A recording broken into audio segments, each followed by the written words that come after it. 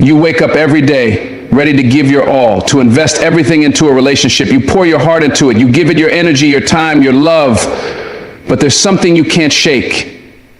Something deep inside tells you that no matter how much you give, no matter how much you try, it just doesn't feel right. You ever had that feeling? That gut-wrenching sense that you're being used? That you're just a stepping stone, a convenience? Let me tell you something. People don't always have the courage to be upfront with you. They don't always have the decency to be honest about their intentions. And so they stay close, but only when it's convenient for them. They tell you what you want to hear, but their actions speak a different language. They may call you at their lowest point when they need you to be their savior. They'll show up when it's comfortable for them, but disappear when it's your turn to need them. That's not love. That's not real. That's not someone who cares about you. That's someone who's using you. You see, when a person is only interested in using you, they'll keep you at arm's length. They'll never let you get too close. They'll keep you on a leash, pulling you in when they need you and pushing you away when they don't. They'll feed you just enough attention to keep you coming back for more. They'll flatter you, tell you how amazing you are, how much they appreciate you. But the truth is, it's all a game they're playing with your emotions, your time, and your love. They'll make you feel like you're special, but deep down, they're not invested in the real you. They're invested in what you can give them, your support, your kindness, your resources. They take and they take and they take. But when the table turns, when it's time for you to ask for something in return, they'll suddenly be too busy, too tired, or too occupied.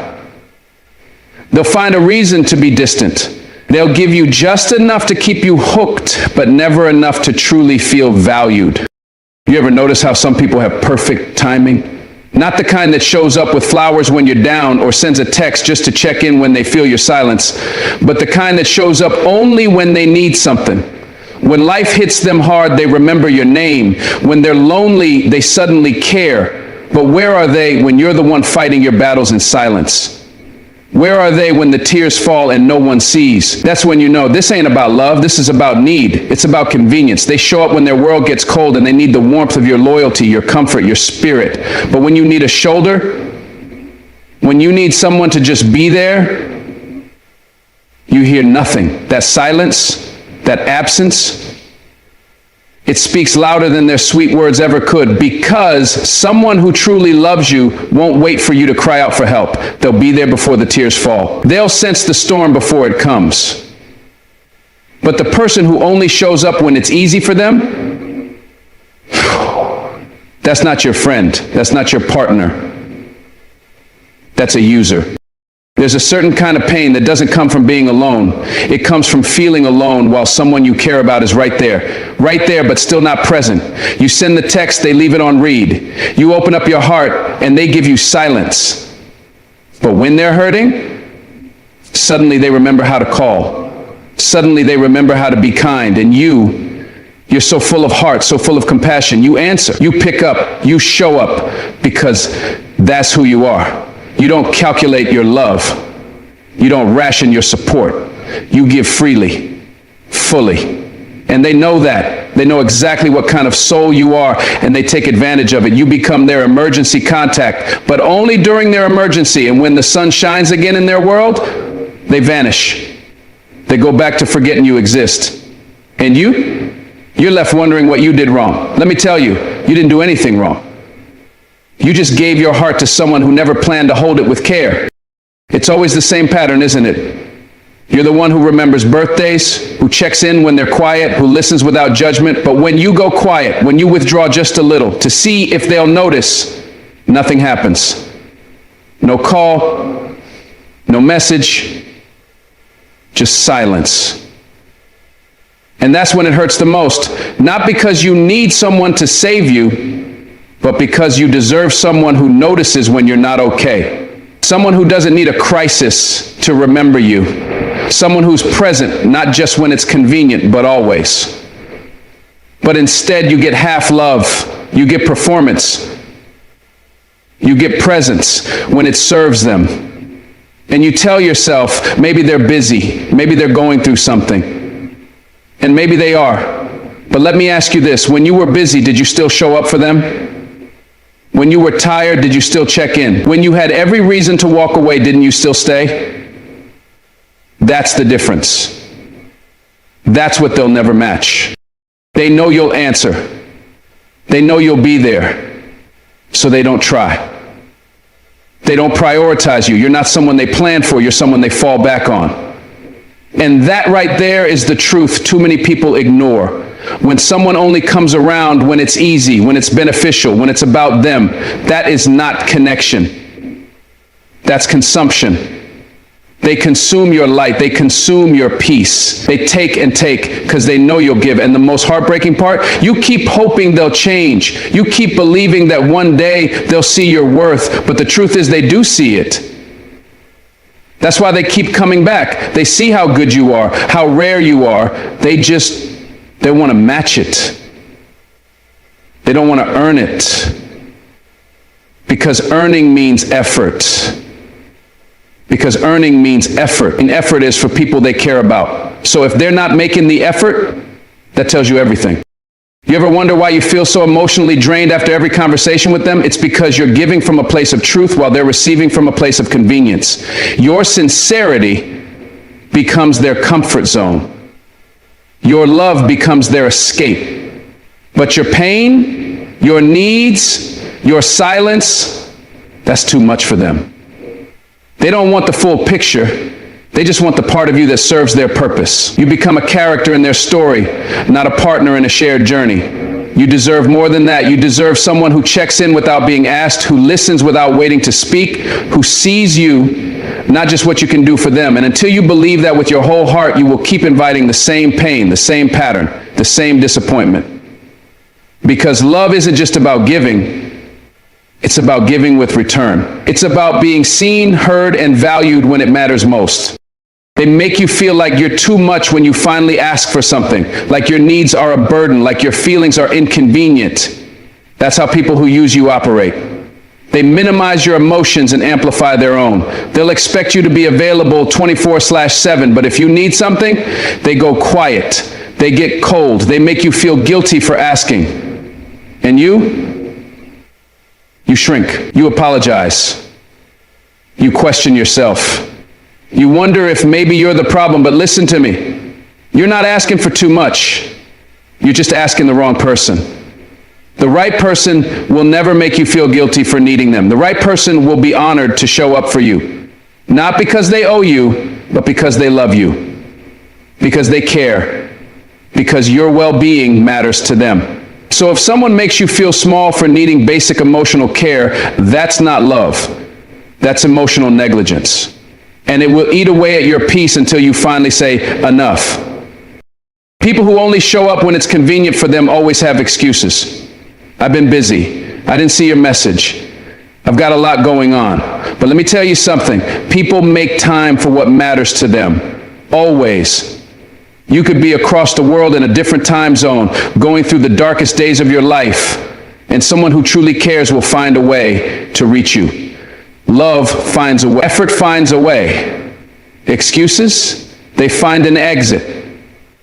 And the longer you accept those excuses, the more you condition yourself to believe that you don't deserve consistent love, that you should be satisfied with scraps, that just because someone shows up once in a while, it means they care.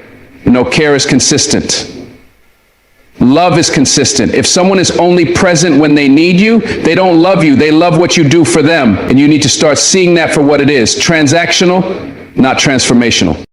You become their emotional sponge, their motivator, their peace, their go-to when things fall apart. But you're never their celebration, never their comfort, never their consistent.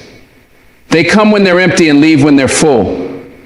And the most painful part is you keep welcoming them back, not because you're weak, but because you're loyal, because your love is real, and that's the part they exploit. They know you're rare, they know you're pure, and they take your softness for stupidity. But your love is not foolish, it's powerful, and when you finally decide to stop giving it to people who only use it, your life will change, your peace will return, and you'll realize that being alone is far better than being with someone who makes you feel lonely in their presence. Don't let anyone treat your heart like a convenience store they visit when life gets tough. You are not a backup plan. You are not a temporary shelter. You are a home, a safe place, a light. When they ghost you and come back with a sweet smile, don't forget how that silence made you feel.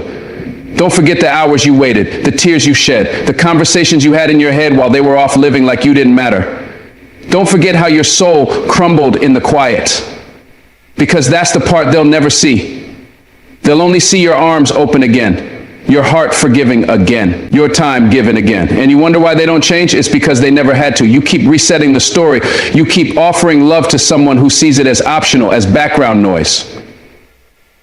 And I'm here to tell you, it's not your job to teach someone how to love you. It's your job to protect yourself when they refuse to.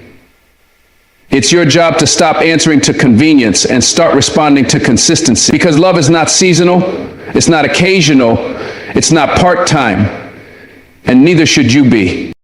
You don't need 100 people in your life. You need a few who show up every time, who stay when the party ends, when the masks fall, when the storm comes.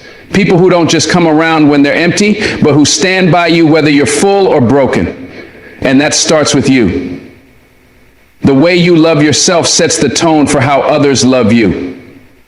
So if you keep showing up for people who disappear when you bleed, ask yourself, am I showing up for myself first? Am I loving me enough to walk away from what doesn't serve me? Because until you do, convenience will keep knocking, users will keep calling, and your soul will stay tired. You don't deserve that. You are not created to be someone's option. You are not a bandage. You are not a backup. You are a blessing. And it's time to start acting like it.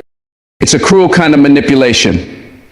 When someone knows you're starving for love, craving connection, desperate for a moment of real care, and instead of giving you their heart, they give you crumbs. Just enough to keep you close. Just enough to stop you from walking away. One sweet message, one compliment, one rare moment of vulnerability, and suddenly you're hopeful again. You start believing this time, maybe this time it's real. But then they disappear, they pull back, they go cold, and you're left chasing a ghost. Replaying the good moment over and over in your head like it meant more than it did. That's how they trap you. That's how they control you, not with consistent love, but with unpredictable affection. And let me tell you something. Inconsistency is not love, it's manipulation. Because if someone truly cared, they wouldn't leave you wondering. You keep holding on to potential, not the reality of how they treat you, but the promise they flash like bait, that promise of maybe. Maybe they'll love you right, maybe they'll see your worth, maybe they'll finally choose you. But every time you get close, they pull away. And every time they feel you slipping, they pull you back in with just enough to restart the cycle. That's not love, that's control. They don't want to lose you, but they don't want to commit either. They want your presence without the responsibility, your heart without the effort. And you're so loyal, so genuine, so deeply rooted in love that you accept the little they give and make it feel like everything. But that's not your job. You're not here to turn scraps into meals. You deserve a full table.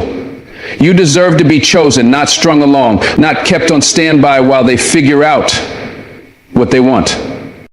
They know exactly what they're doing. This isn't an accident.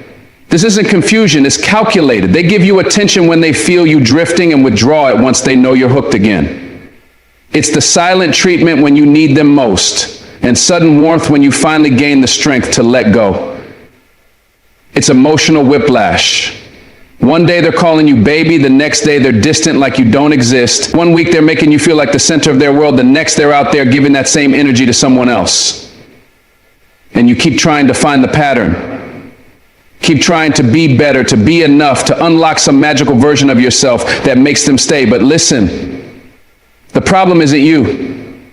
The problem is they're only giving you enough to make you stay, but never enough to make you feel secure. That's intentional. That's manipulation. You end up addicted to the highs and lows, to the thrill of their rare affection and the devastation of their absence. It becomes a cycle, a roller coaster, and it wears on your spirit. You start confusing anxiety with love, You start believing that love is supposed to hurt, to leave you guessing. You mistake emotional chaos for passion. And that's how they trap you, because you're not staying for what they're giving. You're staying for what you're hoping they'll give. For the version of them that shows up once a month and reminds you of why you fell in the first place. But love isn't supposed to be a gamble. Love isn't supposed to feel like a game of chance. The right love feels steady, safe, clear. And if someone only lights a spark when you're about to walk away, then that spark is not about love. It's about control. You're not a puppet. You're a person, a soul. And you deserve a love that doesn't require begging. They want the benefit of you, your energy, your encouragement, your loyalty, your softness, your forgiveness. But they never offer you the same in return. They want to keep you close enough to reach you, but far enough to never be responsible for your pain. They give you hope, but never clarity. Promises, but never action. They love the way you love them, but they don't love you, and the hardest part is admitting that. Admitting that someone can like you, need you, desire you, and still not love you in the way you deserve. Because love isn't just presence, it's participation. Love is showing up every day, not just when it's convenient. Love is mutual, not manipulative. So when you're getting just enough to keep you hoping, to keep you stuck, that's not romance. That's emotional starvation. And no matter how strong you are, if you keep feeding off crumbs, you will eventually start to believe you don't deserve more. You keep thinking if you prove yourself, they'll change. If you stay long enough, love hard enough, forgive deep enough, they'll wake up and love you back the same way. But people who play with your emotions like this, they don't change because they don't have to. Every time they hurt you and you stay, you teach them they can get away with it. Every time they disappear and return to open arms, they learn they never have to give you more than the bare minimum. You become a mirror for their comfort, not a receiver of their love. And the truth is, no matter how much love you give, you can't change someone who benefits from your confusion. You can't heal someone who uses your empathy as an escape route. So stop waiting for them to become someone they never promised to be. Start listening not just to their words, but to their patterns. Because real love doesn't need manipulation to survive. You are worth more than being someone's second thought. You are worth more than the confusion, the mixed signals, the half-hearted affection. You are not made to chase, to beg, to convince someone of your worth. You are made to be loved fully, deeply, and without conditions. And the more you let people feed you crumbs, the more you convince yourself that crumbs are meals. You settle, you lower the bar. You tell yourself at least they're still here. But don't confuse presence with commitment. Don't confuse staying with loving. They might still be in your life, but they're not showing up in your heart. They're not building with you. They're just occupying space while offering nothing that feeds your soul. And that's the danger. That's what keeps people stuck, thinking that something is better than nothing. But emotional manipulation is worse than loneliness. It's poison dressed up as affection. You get tired, not all at once, but little by little. Tired of guessing, tired of waiting, tired of the roller coaster, tired of wondering why you're never enough to be fully chosen. And that fatigue, that's your soul begging for peace. That's your heart telling you this isn't love. Love does not feel like a test. Love does not make you question your worth. So when someone feeds you just enough to keep you hooked, but never enough to make you feel loved, walk away. Even if your voice trembles, even if your heart breaks.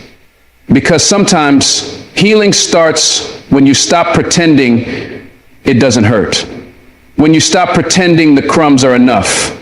When you stop waiting on someone who's never coming. You may feel alone at first, but that loneliness is better than living in emotional captivity. That silence is where your peace will begin again. And maybe one day they'll realize what they lost. Maybe they'll look back and remember the one who always showed up, the one who loved without limits, the one who waited, hoped, forgave, endured. But by then your heart will have healed. Your peace will have returned. You'll no longer crave what once controlled you. Because once you taste real love, consistent love, honest love, intentional love, those crumbs won't tempt you anymore. You'll know the difference. You'll see the manipulation clearly. You'll trust yourself to walk away the first time someone gives you less than what you deserve. And you'll protect your heart like the precious, powerful thing it is. Because you finally learned love is not pain, love is not confusion, love is not a game. And the next time someone tries to feed you just enough to keep you hooked, you'll smile, walk away, and say, I'm not hungry anymore. They talk like they love you, but they act like they don't even see you. They say all the right things. I care about you. You're important to me. I'm here for you. But when it's time to show up, they vanish. When it's time to be consistent, they hesitate. And deep down, you feel it. You feel the disconnect between what they say and what they do. You feel the confusion, the emotional tug of war, and it leaves you questioning yourself. Am I expecting too much? Am I being dramatic? No, you're not. Because words without action are just noise. And you deserve more than noise. You deserve presence. You deserve effort. You deserve proof. Someone who truly means what they say will show it to you without you having to beg, without you having to explain what love should already know how to do.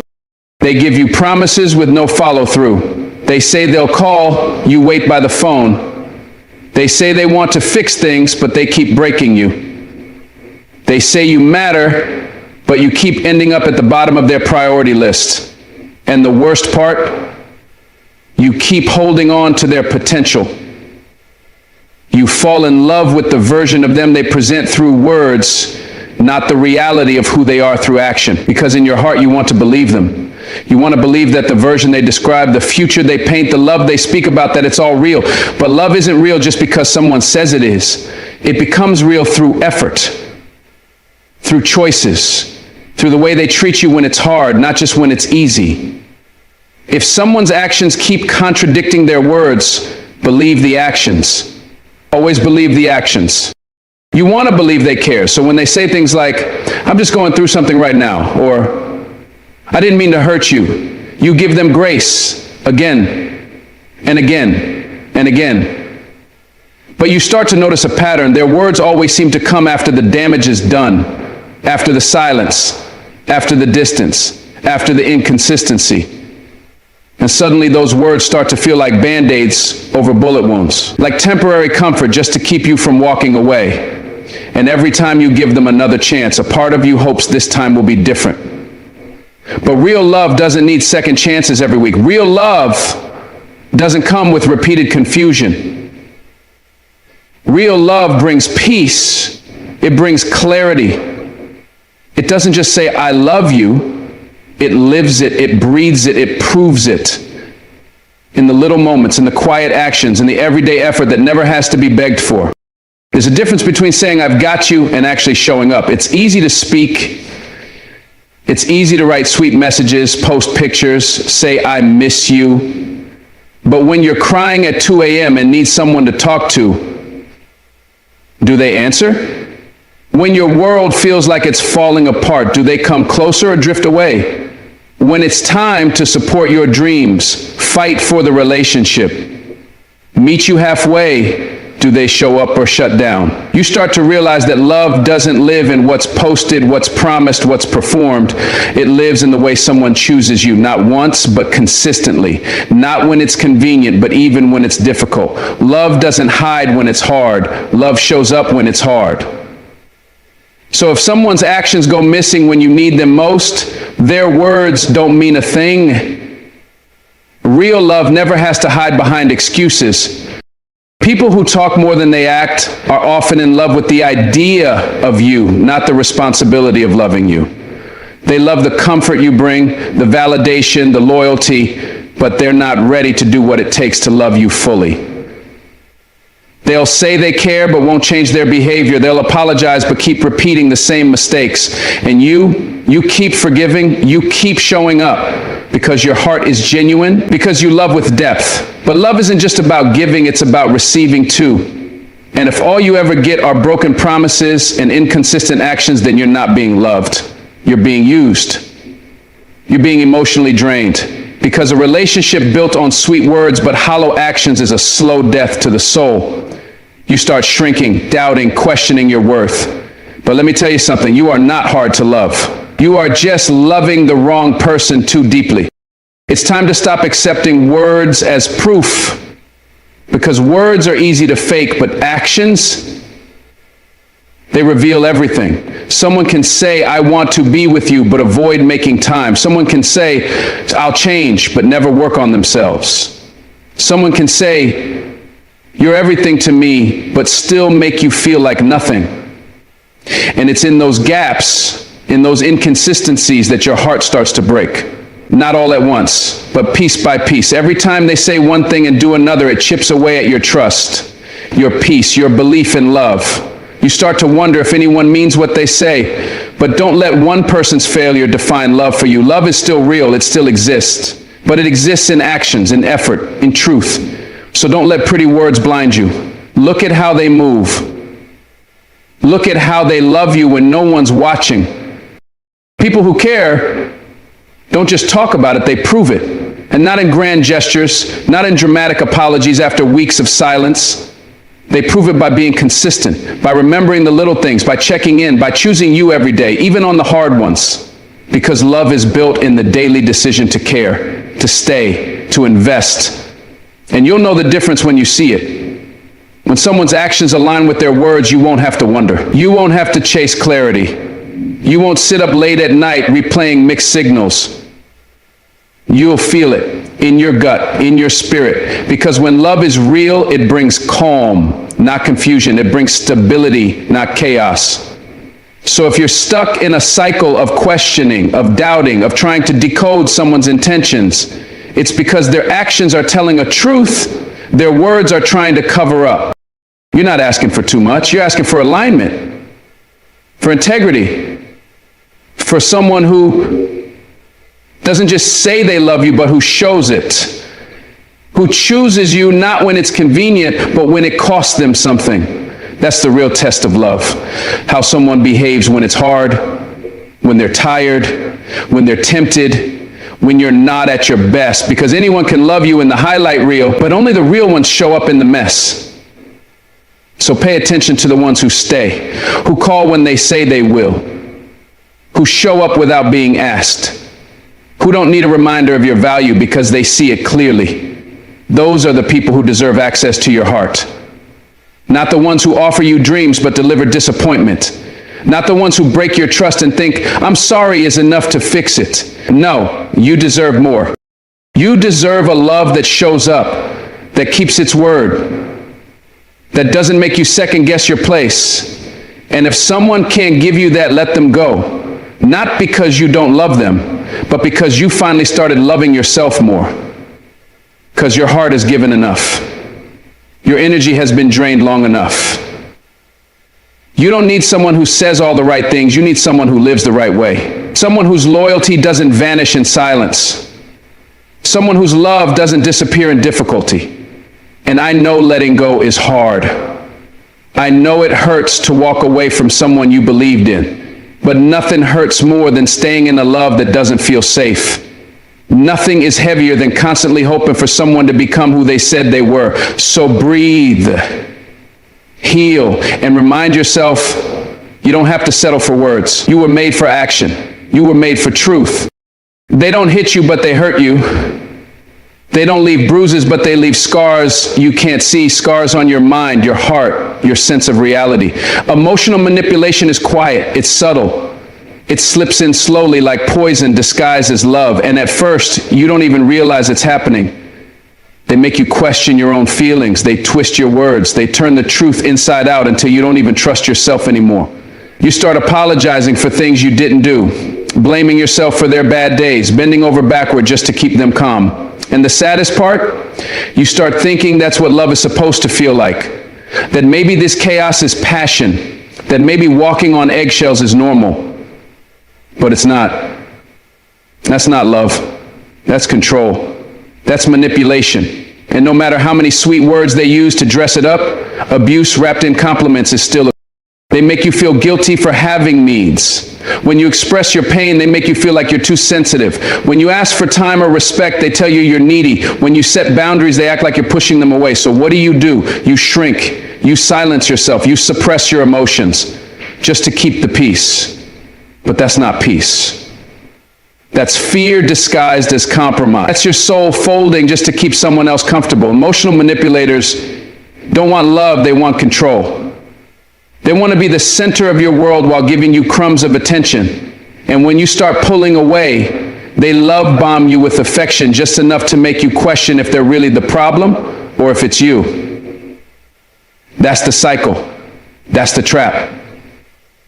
It's confusion packaged as love. And if you stay in it too long, you start to lose sight of who you even are. They twist every argument into your fault. If you bring up something that hurts you, suddenly you're overreacting. If you catch them lying, somehow you're the one causing drama.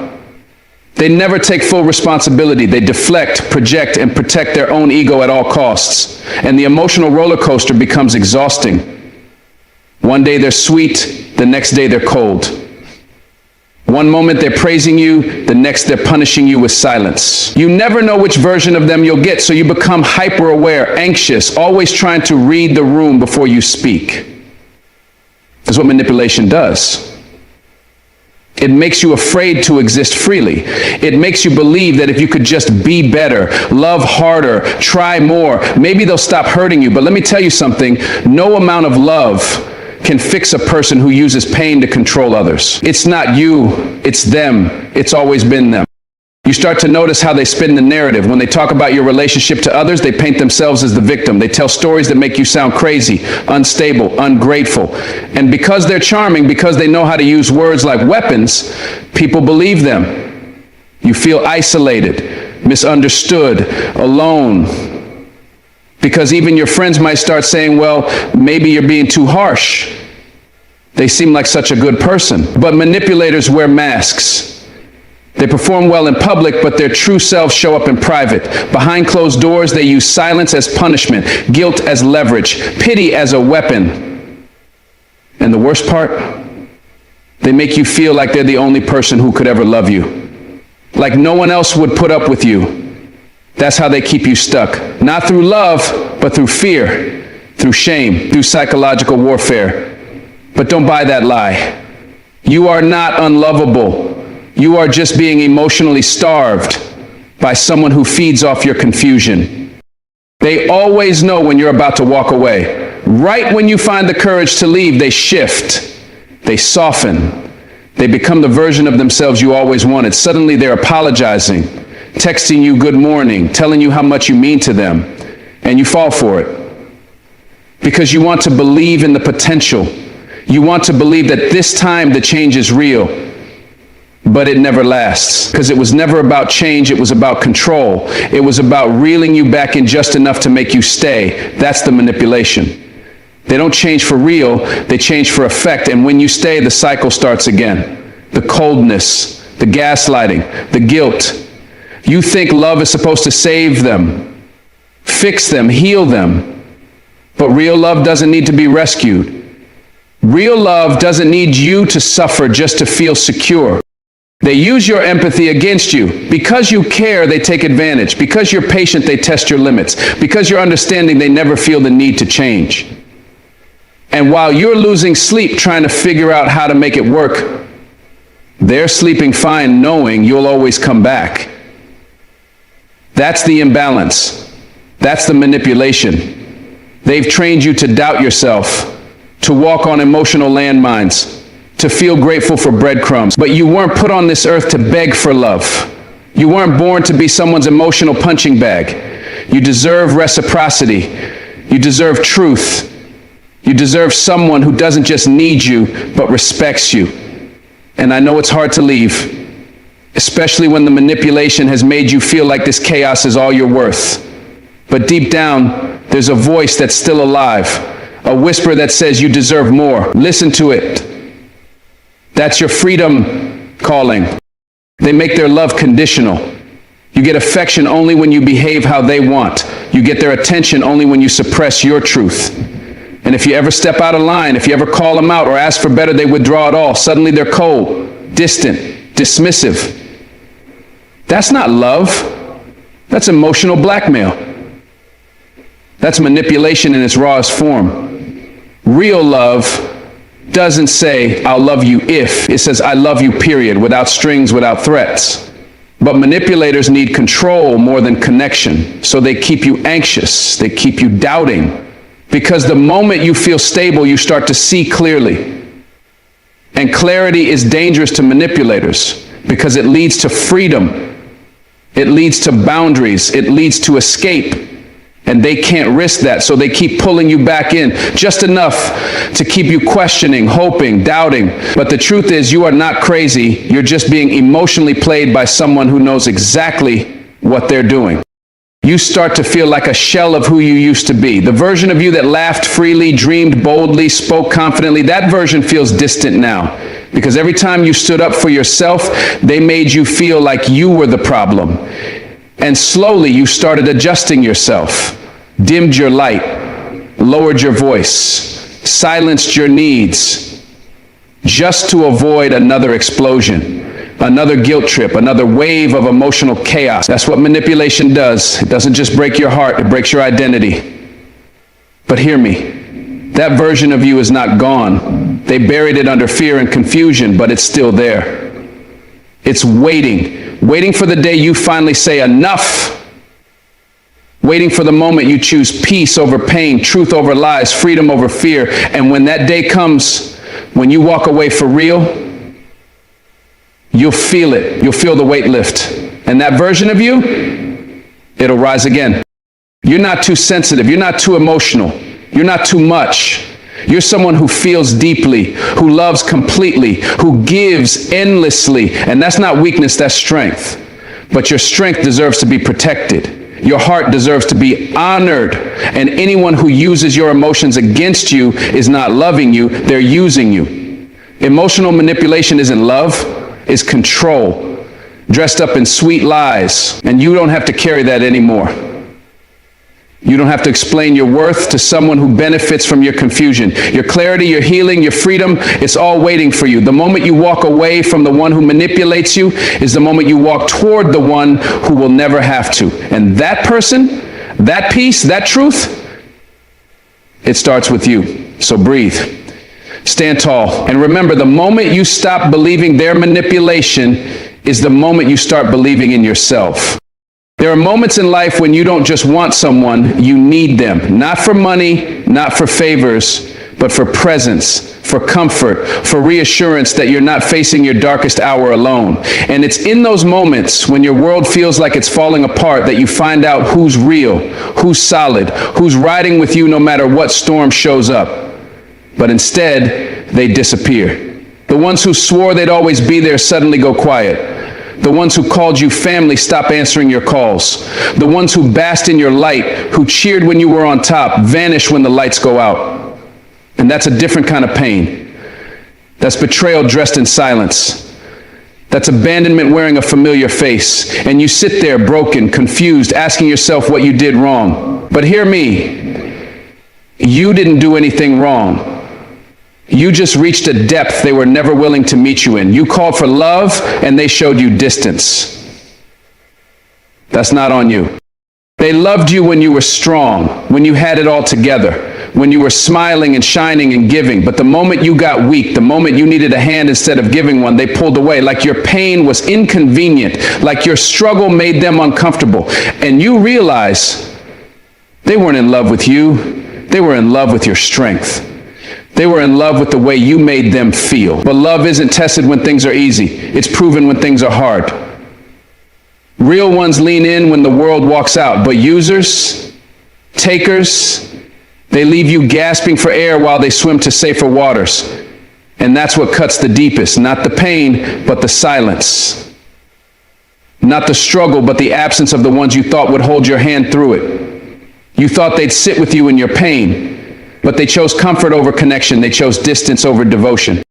You remember how you showed up for them. When they were broken, you were there. When they cried, you wiped their tears. When they doubted themselves, you reminded them who they were. And you didn't do it for attention. You did it because you loved them.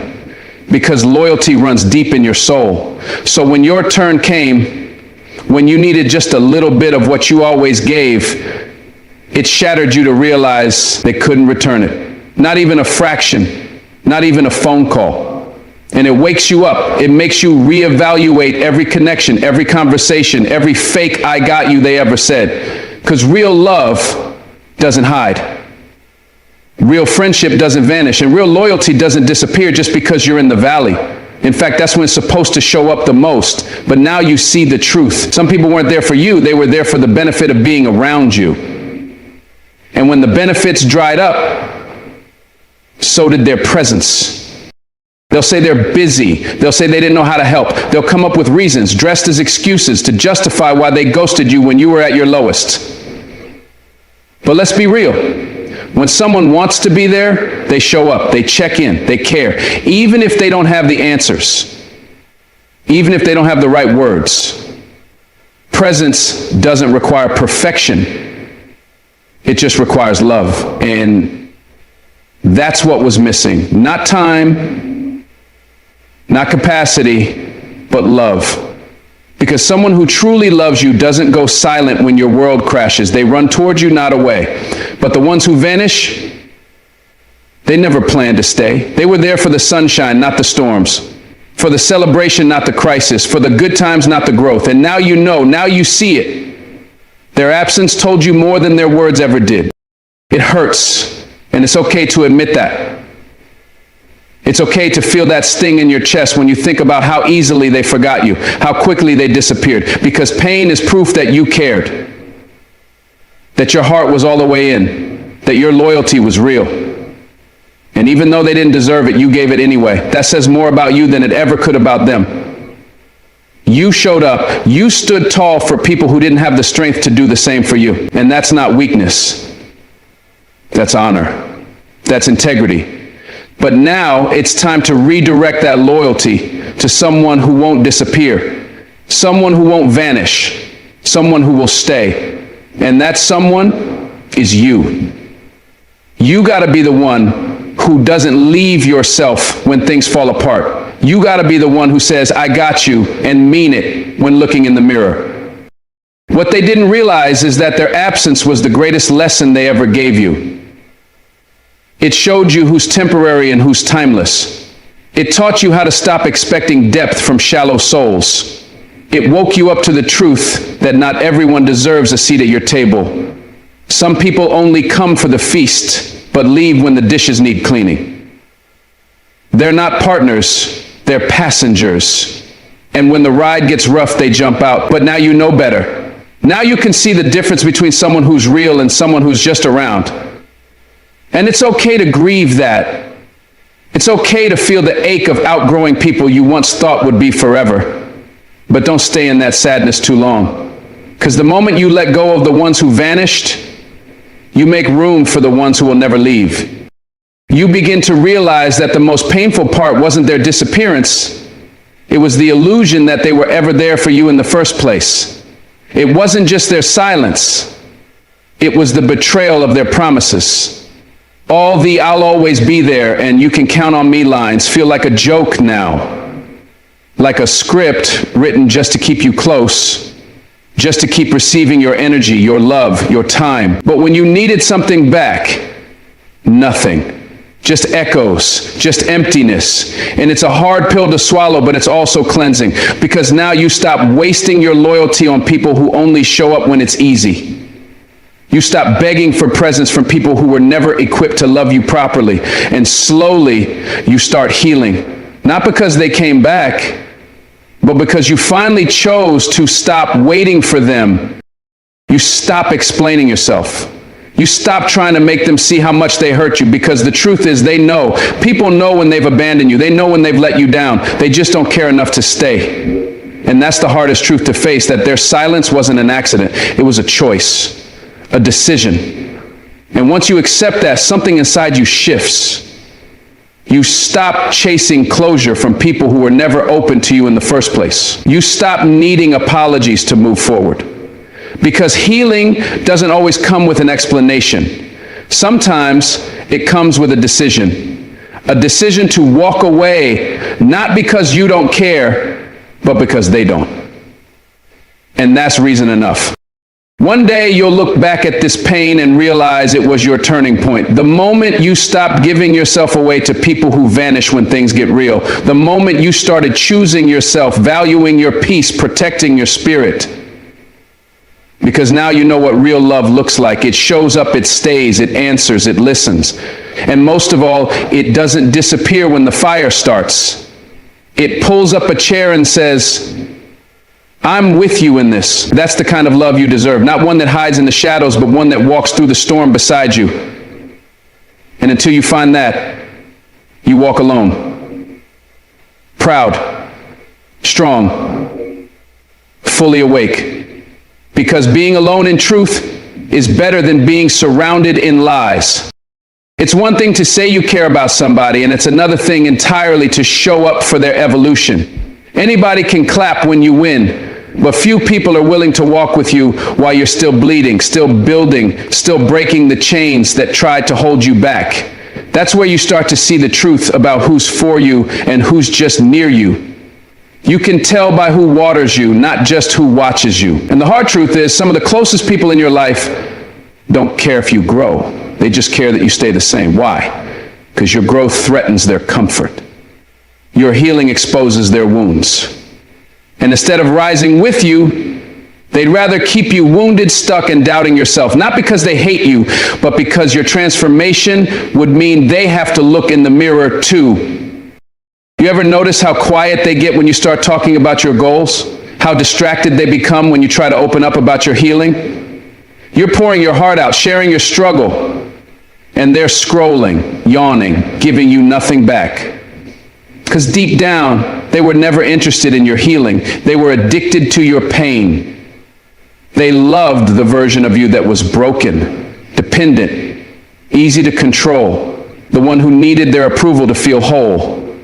But now you're trying to rise. You're talking different, moving different, thinking different. And suddenly their energy shifts.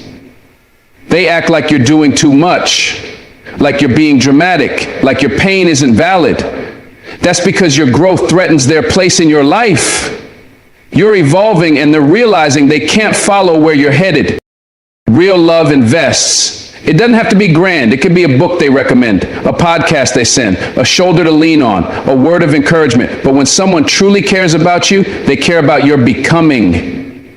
Not just who you are right now, but who you're fighting to become.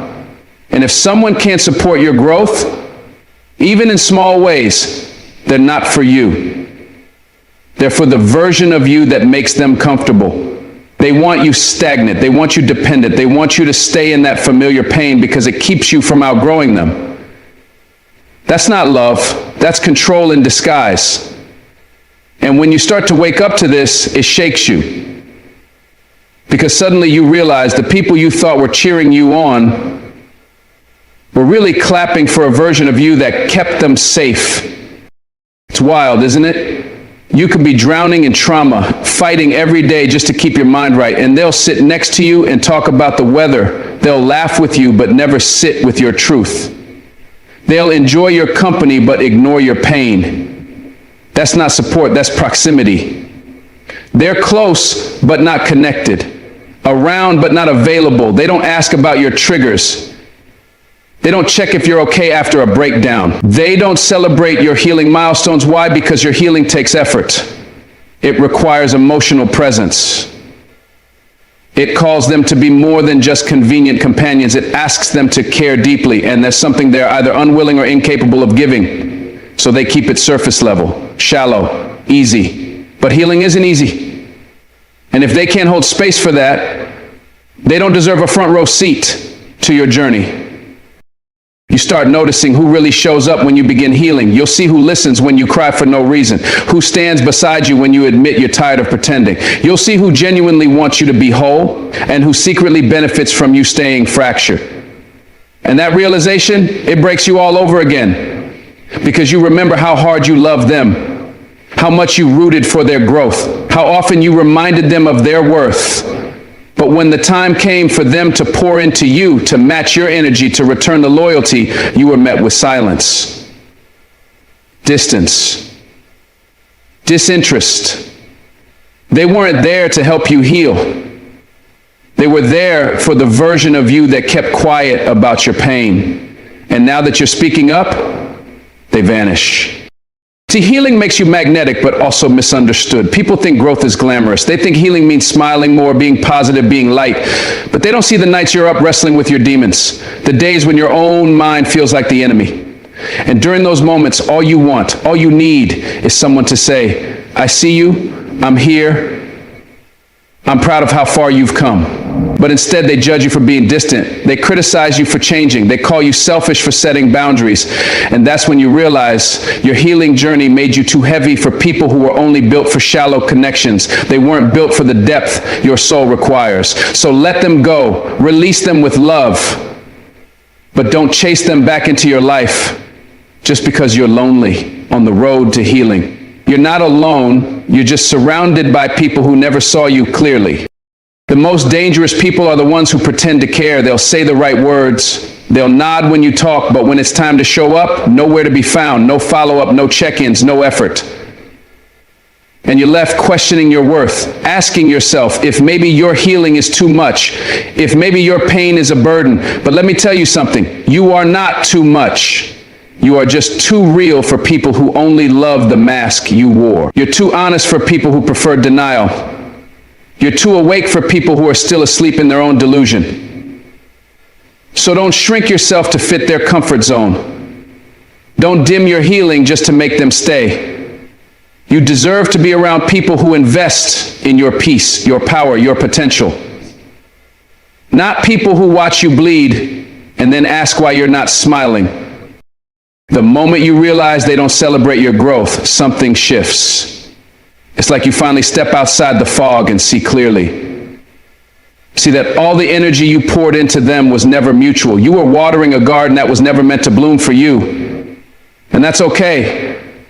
It hurts, but it's okay, because now you know the truth. Now you can reclaim your energy. You can redirect that love into yourself, into people who do clap when you win, who do cry when you hurt, who show up not because they have to, but because they want to. People who understand that healing is messy, but they still walk with you through it. That's real love. That's real investment. That's what your soul is worthy of. And until that love finds you, be that love for yourself. You don't have to beg for someone to care.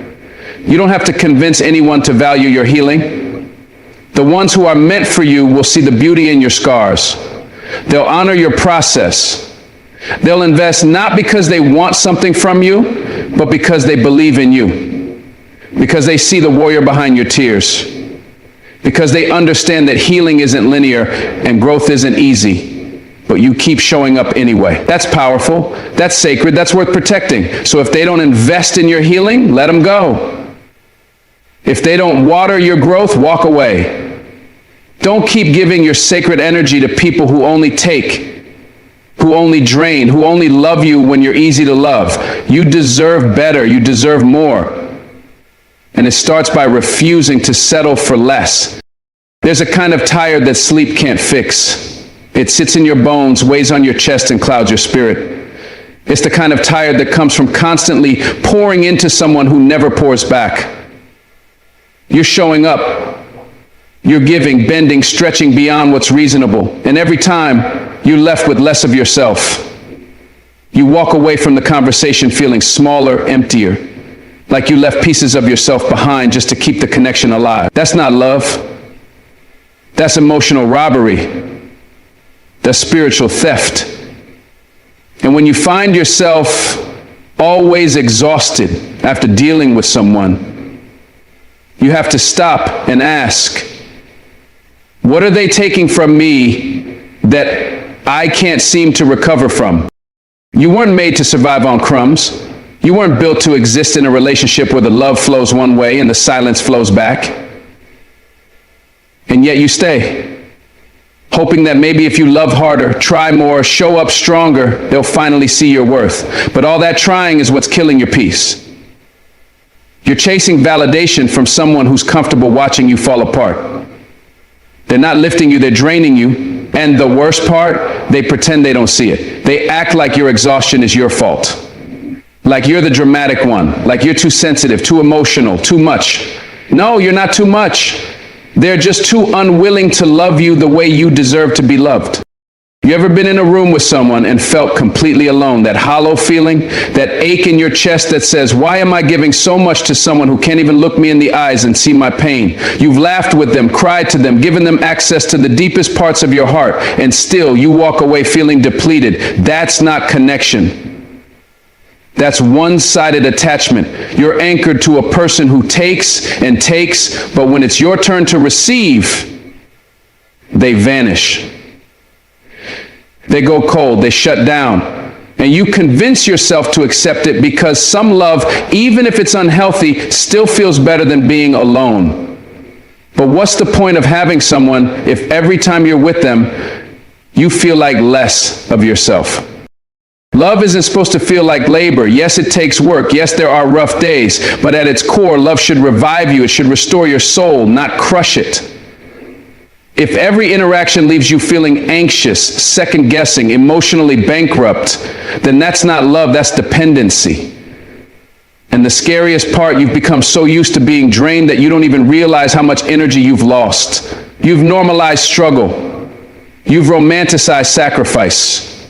You've convinced yourself that if you're not hurting, it must not be real. But listen, real love doesn't destroy you. Real love builds. It breathes life into your lungs. It makes you feel safe enough to grow, brave enough to heal, and valued enough to rest. Pay attention to how you feel after you talk to them. Do you feel peace or do you feel pressure? Do you walk away smiling or sighing? Because your body knows, your spirit knows. It's been sending you signals for a while now. That pit in your stomach, that tightness in your chest, that sudden shift in energy every time their name pops up on your phone. That's your soul saying, this isn't safe. This isn't right. This isn't love. And you can ignore it for a while, numb it, silence it, but eventually the truth rises and it hits you like a wave. You're not growing. You're not healing. You're not becoming. You're shrinking, fading, surviving. And for what? Just to say you have someone? Just to avoid being alone? Draining relationships disguise themselves as love when really they're rooted in control. They keep you chasing, apologizing, proving. They keep you performing for affection that should have been freely given. And the more you chase it, the more they withhold it. It's a game to them, one where they win every time you lose a little more of yourself. And you've been playing that game so long, you forgot what it feels like to be emotionally safe. You forgot what it feels like to speak your truth and not be punished for it, to set a boundary and not be abandoned for it, to need something and not feel guilty for asking. That's what real connection looks like, and you deserve that. You deserve rest, not resistance. You deserve presence, not pretense. They say love is about giving, but they don't tell you that the right love gives back. The right love fills your cup, not empties it. The right love sees when you're tired and says, let me carry you for a while. But the wrong one watches you crawl, then asks why you're not smiling. They expect you to be strong every day, to never falter, never need, never cry. And when you do, they retreat. They withdraw. They make you feel like your vulnerability is a burden, like your humanity is an inconvenience. And that's when you know you're not in love. You're in survival. And no relationship, no matter how long it's lasted, is worth losing your peace over. Sometimes we stay because we hope they'll change. We remember their good days, their sweet words, their tender moments. And we think, maybe if I just hold on a little longer, they'll come back to that version. But that's the trick. That version was never consistent. It was never stable. It was bait, just enough to keep you hooked, just enough to keep you hoping. Meanwhile, you're deteriorating. You're pouring from a well that's bone dry. You're giving water to someone who never thinks to offer you a sip. That's not sustainable. That's not sacred. That's not the kind of love your soul was designed for. You were meant for more. And every part of you is trying to scream that truth, even when your heart doesn't want to hear it.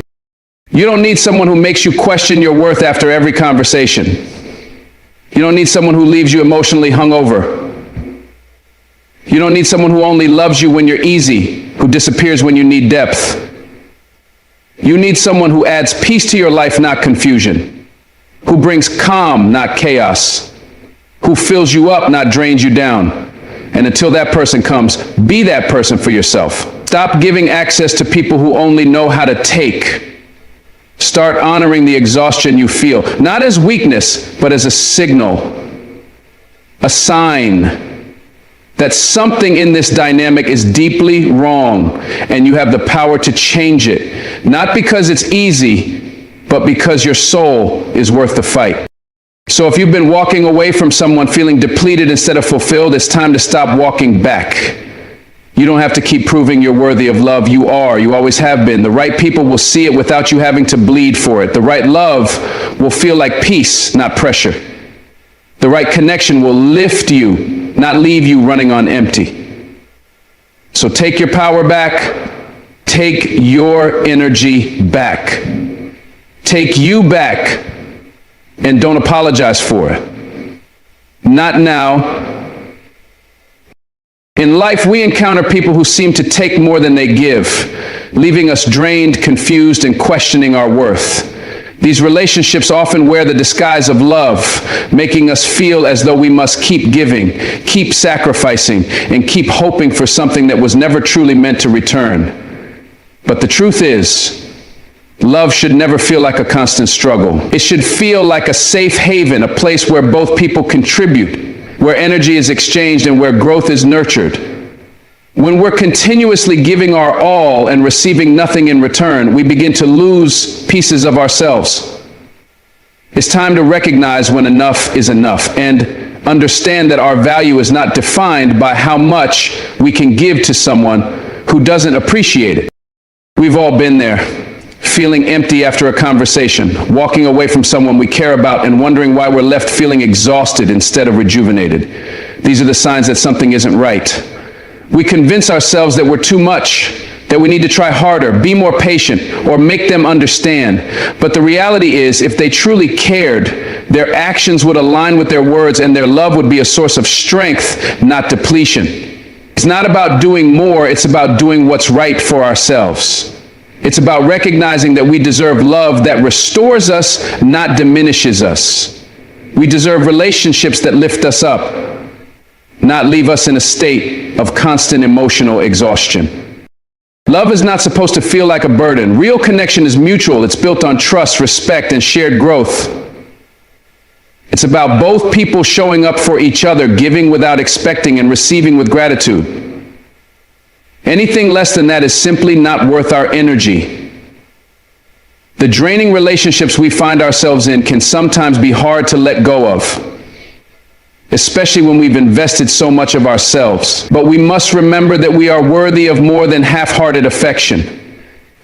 We are worthy of the kind of love that fills us up, the kind that encourages us to be our best selves, not the kind that keeps us stuck in a cycle of giving until we're empty. The time has come to prioritize our well-being, to step away from what's not serving us, and to make room for the relationships that truly matter. We don't need to keep proving our worth. We don't need to keep bending over backwards for those who only show up when it's convenient for them. It's time to start choosing ourselves, to stop giving to those who only take, and to protect our energy. We deserve peace. We deserve happiness. And most of all, we deserve to feel loved, valued, and supported. As you move forward, remember that your value is not determined by how much you can give to someone who doesn't appreciate it. You are worthy of love, respect, and care, and it's time to start recognizing that. Let go of the relationships that drain you and make space for the ones that bring you peace and joy. Trust that you are deserving of a love that lifts you up and leaves you feeling fulfilled, not drained. You've got this, and I believe in you. Thank you for your time today. May you find the strength to protect your energy and the courage to walk away from what no longer serves you. God bless you. You ever look in the mirror and feel like you're finally seeing yourself, not the version that was broken, not the one that was pretending, but the real you? That moment, that sacred pause, that breath between the chaos and the calm, that's where healing begins. Not in the noise, not in the applause, not in someone else's validation. Healing begins in the stillness, in the whispers of your soul that once trembled in silence. You see, we often think healing is about forgetting what hurt us, but healing through integration, that's a different journey. That's the kind of healing that doesn't erase the scars, but embraces them. It's when your pain doesn't scream for attention anymore, it speaks with wisdom. Some days you might feel like you're standing in the middle of your past and your future, torn. But the truth is, when you begin to integrate, you're no longer fighting your story. You're learning to carry it with grace. You're becoming whole, not because the world is fixed, but because you've made peace. And if you've ever wondered, am I truly healing? Then listen close. Because there are signs, real powerful soul-shaking signs, that you're rising. You're not who you were, and that's your power. You know, there was a time when you did everything you could to cover your wounds. You smiled through the pain, laughed when your heart was breaking, nodded when you should have screamed. You learned to wear masks so well, even you started to believe them. But healing through integration, real healing, it doesn't ask you to cover those scars. It invites you to uncover them, because you finally understand that what hurt you isn't what defines you, but how you faced it, how you carried it. That's where your power lives. You no longer whisper about the things you went through. You stand up, you speak up, and not from a place of bitterness, but from a place of courage. You've looked your pain in the face and said, you won't shame me anymore. That's when you know you're healing. When you stop hiding, there's something sacred about reaching a point where your story becomes your strength. You stop being afraid of your own history. You stop cringing when someone mentions your past. You stop avoiding those parts of you that felt too broken to talk about. Because now you understand those moments were not your end. They were your becoming. Every wound, every heartbreak, every betrayal, it didn't destroy you, it forged you. It built a depth in you that shallow waters can't understand. You wear your scars like armor now. Not because you want people to feel sorry for you, but because you want them to see what survival looks like. You've turned your pain into purpose. That's a powerful transformation. And nobody can take that from you. You used to think strength meant pretending nothing ever hurt you. You thought holding it together meant staying silent, pushing through, never letting them see you cry. But now you know. It takes far more strength to be real. To stand in front of the world and say, yes, I've been hurt. Yes, I've fallen, but I got back up. And every time I got back up, I rose with more fire, more truth, more grace. You don't flinch anymore when someone brings up the things you once tried to forget. Because you've done the work. You've gone into the dark corners of your soul and lit candles there. You've faced the parts of you that once begged to be ignored. And instead of running from them, you held them. You listened and you loved them back to life. That's healing. You don't tell your story for attention anymore. You tell it because someone out there is where you once were. Someone is drowning in the same silence that nearly took you out. And if your story can be a life raft, if your voice can remind them that they're not alone, that matters. That's what honoring your wounds looks like. It's not about reliving the past. It's about revealing the strength you found in the ashes. And even if your voice shakes, even if the memories still sting a little, you speak anyway. Because hiding no longer serves you. Silence no longer protects you. Truth is your medicine now. There's a moment when you stop seeing your scars as shameful reminders and you start seeing them as proof of your growth. You no longer wish things had been different, because now you realize if life hadn't cracked you open, you wouldn't have discovered the light inside you. If you hadn't been abandoned, you wouldn't have learned how to hold yourself.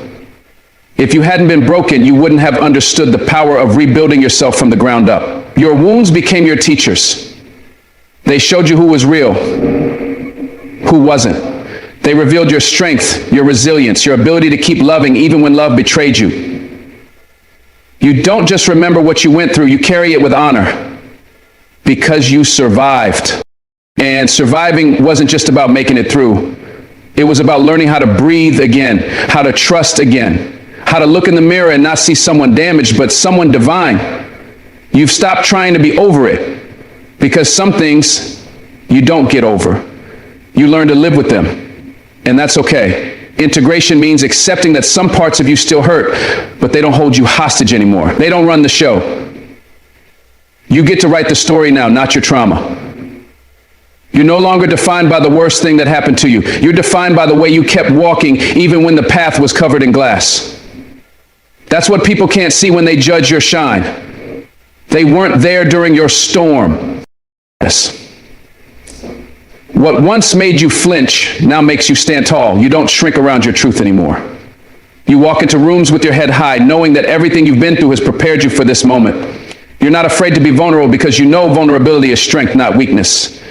You know that every time you tell your truth, you heal a little more. And maybe, just maybe, you give someone else the courage to speak their truth too. That's the ripple effect of honoring your wounds. It doesn't just free you, it sets others free too. You've learned that pain is part of the process, not a sign you're failing. And healing doesn't mean erasing, it means embracing. You look back now and you barely recognize the person who used to flinch at every trigger, who used to question their worth because of what they endured. You're not that person anymore. You've grown. You've evolved. You've looked at the ugliest parts of your story and said, even here, I choose to love myself. That kind of self-love is unshakable. It's not surface level. It's deep, rooted, immovable. You're not seeking outside approval anymore because you found inner peace. You're not chasing people who don't see your value because you finally see it for yourself. You're not running from your past. You're rising from it. You used to think healing was some distant destination. Now you know it's a daily choice. Some days you feel strong, other days you feel broken all over again, and both are part of the journey. Integration means you hold both joy and sorrow in the same hands. It means you laugh with the same mouth that once cried for hours. It means you dance, even if your legs still tremble. You don't need perfection anymore. You just need presence. You show up for yourself now. You rest when you're tired. You speak when you're ready. You cry when you need to, without shame. Because healing isn't about being tough. It's about being true. And the most beautiful part, you're still becoming. You're not done. There's more life ahead of you, more love, more purpose, more clarity. The fact that you've made it this far, that you're still standing, still hoping, still growing, that says everything. You are not the same person who was once silenced by pain. You are the one who found a voice in the rubble. And that voice, your voice, it matters. Speak it, live it, own it. Because your healing's not a secret to hide. It's a testimony to share. There comes a time in your life when you realize that feeling something deeply doesn't mean you have to drown in it. That moment right there, that's the shift. That's when you know something in you is changing. You used to get caught up in waves of emotion. One disappointment could take your whole spirit down. One angry word could send your heart spiraling. You were a slave to your reactions, a prisoner to your pain. You felt things so hard it broke you in places you didn't even know could crack. But now you sit with it. You breathe through it. You feel it, but you don't let it destroy you. You recognize the storm and still choose not to be swept away. That, my friend, is the power of emotional mastery. Something you didn't even know you were capable of until the pain pushed you there. You see, it's not that the sadness is gone. It still visits, still taps you on the shoulder in quiet moments. The difference is now you don't run from it. You don't numb it, drown it, or throw it on someone else. You listen. You let it speak. You ask it what it came to teach you. You hold space for your grief, your anger, your anxiety. But you don't give them the steering wheel. You learned that your emotions are messengers, not enemies, and that awareness changes everything. You stopped saying, I am angry, and started saying, I feel anger. You stopped saying, I'm broken, and started saying, I'm in pain. You separated your identity from the experience. And with that space came freedom. There was a time when you couldn't trust yourself with your own emotions. You would lash out, shut down, self-sabotage. You would do anything to escape the feelings bubbling inside of you because you didn't know how to hold them. You thought feeling deeply made you weak. But what you didn't realize is that sensitivity is a gift. It just needs guidance. And now you've become the guide. You've learned how to pause before you react. You've learned how to give your heart the grace of silence before you speak from a place of pain. You've learned that sometimes the strongest thing you can do is sit in your discomfort and not let it poison your peace. You don't numb anymore. You don't explode. You reflect. That's emotional strength most people never reach. There are moments when the tears still come out of nowhere. Memories rise, your chest gets heavy and your breath catches, but now you let it come. You don't apologize for your emotions anymore. You don't feel guilty for needing to cry, for feeling deeply, for having soft places inside of you. What changed is the judgment. You stop judging yourself for feeling. You stop thinking you had to be robotic just to survive. Now you let your heart break when it needs to, because you know it's not permanent. It's release. You let your joy swell when it rises without wondering how long it'll last. You let life move through you. And that flow, that surrender, that's healing. You stopped fighting your own emotional tide. You learned how to swim. You used to think the goal was to never feel pain again.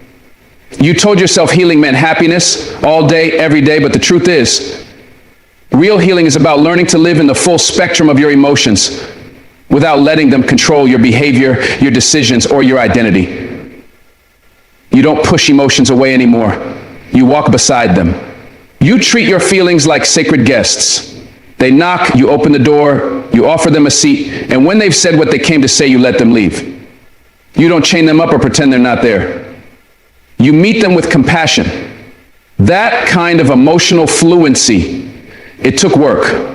It took breakdowns, therapy, journaling, prayer, and 100 sleepless nights. But it taught you that emotions aren't wild animals to be feared. They're parts of your humanity calling you home. Sometimes the people around you don't even know how much you've changed. They still expect the old version of you to show up. The one who reacted without thinking, who broke down under pressure, who screamed just to feel heard. But you're not that person anymore. Now, when someone disrespects you, you don't lose your peace trying to explain your worth. You walk away. You protect your energy. You've learned that you don't owe anyone your emotional stability. Not your past, not your pain, not your ego. You owe it to your future, to your growth, to your purpose. That's why you stay grounded now. That's why you stay calm when chaos calls your name. Because peace is your new baseline. And anything that threatens it isn't worth your time. You still get triggered sometimes. That old wound still whispers. That old voice still echoes. But now you catch it. You recognize the pattern. You ask yourself, is this mine? Or is this old pain trying to take the mic again? You don't let your past drive your present anymore. You slow down. You self-soothe. You create space between the emotion and the action. And that space, that's where your power lives. Because in that pause, you reclaim control. You choose how to respond instead of being yanked around by old trauma. That's the difference. That's how you know you're healing. Not because the emotion is gone, but because it no longer hijacks your life. Some days you still feel like falling apart, but even in those moments, you don't abandon yourself. You don't look for someone else to fix you, to distract you, to carry what's yours to feel. You've become the parent your inner child needed. You soothe yourself with kindness, not criticism. You wrap your own heart in compassion. You sit on the floor, hand on chest, and say, I'm here. I've got you. We're okay. That's love. That's healing. That's what happens when you stop making your emotions the enemy and start making them allies. You no longer treat your heart like a battlefield. You treat it like a sacred space. You don't let someone else's chaos invade your calm anymore. You've learned how to separate your emotions from theirs. You can hold space for someone's anger without absorbing it. You can witness someone's pain without taking it on. Because you've learned that empathy doesn't mean self-sacrifice. It means presence, not punishment. You don't bleed for people who wouldn't even hand you a bandage. You've built emotional boundaries, not walls, but gates. You open them wisely.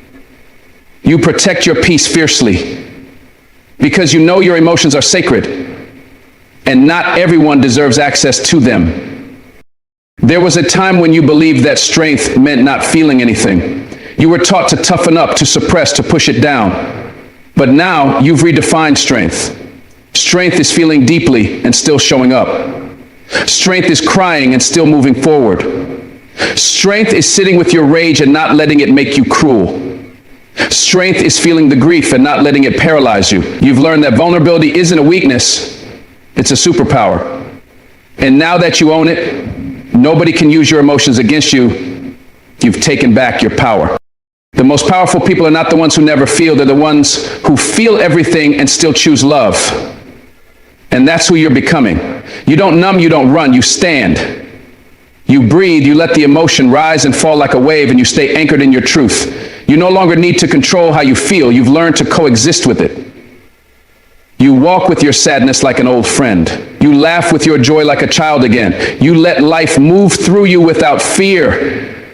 And that's not just healing, that's freedom. You used to be afraid of your emotions because they felt too big, too wild, too consuming. But now you see, they're not here to harm you. They're here to show you something. Every wave of emotion is a message, a mirror, a moment of reflection. When anger shows up, it's often guarding your boundaries. When sadness comes, it's often revealing your love.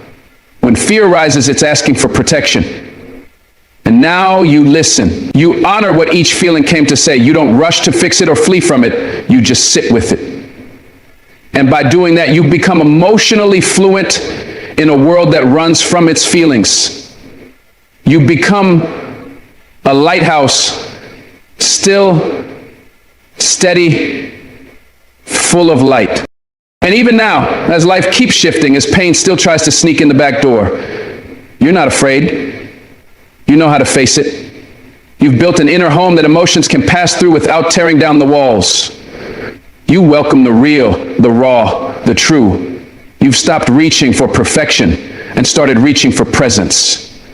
And when the waves come again, and they will, you won't be swept under. You'll rise like you always do, because you're not controlled by what you feel. You've learned how to feel it all and still stand tall. There's a moment in your healing when you finally realize you don't have to apologize for protecting your peace. You don't have to explain why your heart needed distance, why your mind needed silence, or why your spirit couldn't carry someone else's weight any longer. And that realization, it hits like freedom. You used to let people overstay their welcome in your life because you were scared of being seen as selfish. You let them cross your lines, drain your energy, and take your kindness for granted because you were conditioned to believe that saying no made you a bad person. But not anymore. Not now. Now you understand that boundaries aren't walls, they're doors, doors that you control. And not everyone gets a key because you've learned the hard way. Peace is expensive, and you paid for it with your breakdowns, your sleepless nights, and the version of you that kept putting others before yourself. That's why you protect it now, not with anger, but with clarity. Not with fear, but with love.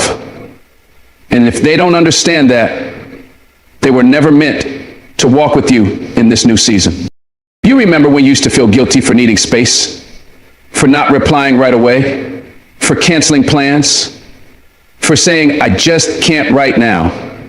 That guilt sat in your chest like a weight you couldn't shake off. You convinced yourself that your worth came from being available, being helpful, being selfless. But now you know better. Now you understand that you were burning yourself out, trying to keep everyone else warm. You were sacrificing your own mental health just to make sure nobody else was uncomfortable. But healing taught you something powerful. If someone truly loves you, they'll respect your boundaries. They won't guilt you into sacrificing your peace to make them feel better. They won't call you selfish for choosing yourself. That kind of love doesn't control, it honors. And once you tasted that kind of peace, you stopped entertaining anything less. You no longer shrink your needs just to fit someone else's comfort zone. You used to think that being kind meant being available all the time. You said yes when you meant no. You stayed in rooms where your soul was suffocating. You tolerated disrespect and called it patience. You gave people chance after chance, hoping they'd finally see your heart and treat it right. But now, you see clearly. You've learned that kindness without boundaries turns into self-betrayal. You can love someone and still say, this is where I draw the line. You can be compassionate and still say, I won't allow this anymore. That's not cruelty, that's maturity. That's healing. That's what happens when you finally understand that your peace, your energy, your emotional safety are not up for negotiation. You're not here to be everyone's savior. You're not here to exhaust yourself trying to prove your worth. You're here to live in alignment with your truth. And your truth deserves space, protection, and priority. There's a sacred power in the word no. And it took you years to claim it.